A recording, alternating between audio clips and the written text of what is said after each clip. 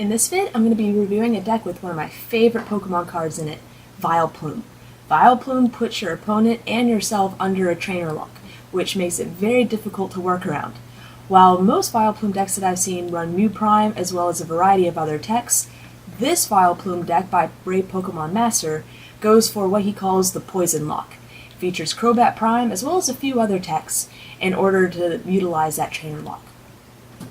He's got some really cool ideas in here that I think should be shared. Your starters in this deck are 4 Cleffa. I'm a little worried with that many Cleffa you're really going to run into a lot of donk situations, so I would reduce that to 1, maybe 2 Cleffa, and also throw in 1 Tyrogue so that you have the potential of getting the donk as well. The big Pokemon in this deck is Vileplume. Vileplume is going to set up that trainer lock to really slow down and hopefully disrupt your opponent. I would run a 2-2-2 line of Vileplume, or even a 3-2-2 or 3-2-3 line. And the reasons why I'm considering running 3 basic Oddish is that with Yanmega sniping for 40, you really run the risk of losing your Oddishes before they become a Vileplume.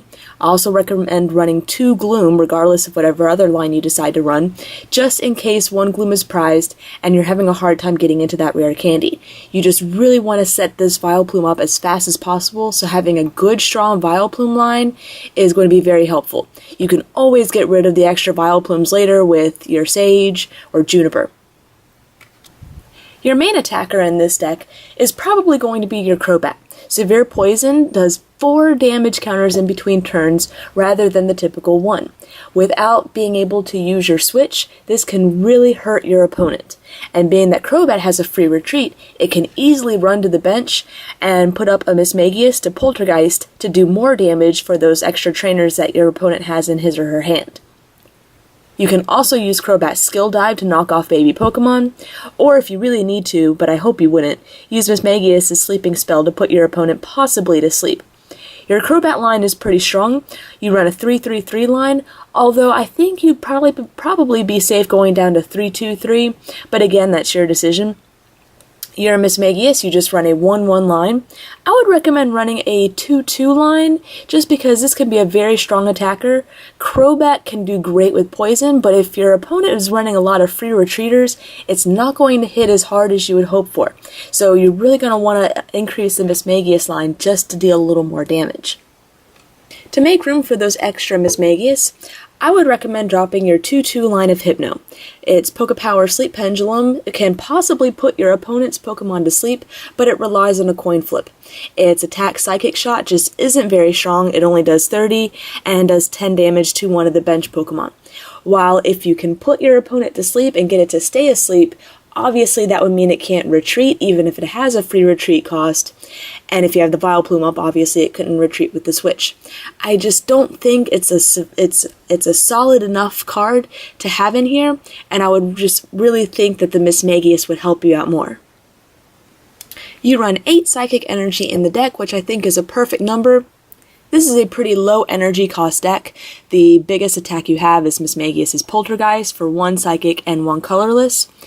You might want to consider possibly running a rescue or 2, just in case you have issues getting your Vileplume up. You can always rescue a Gloom before he becomes a Vileplume, just in case he's reversaled or captured up.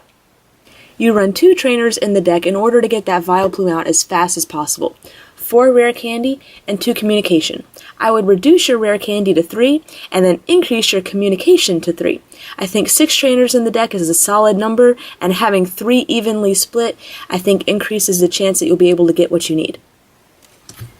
You run the maxed out line of 4 Collector, which I think is perfect, especially if you can increase that line of communication. You should be able to have a Pokemon Collector in your hand first, possibly second turn, and then be able to communicate the cards in that you need to get that Vileplume out. You also max out your line of Sage, which I think is great. This allows you to look at the top 5 cards of your deck, choose any 2, and then discard the rest. This can be great either beginning game or late game.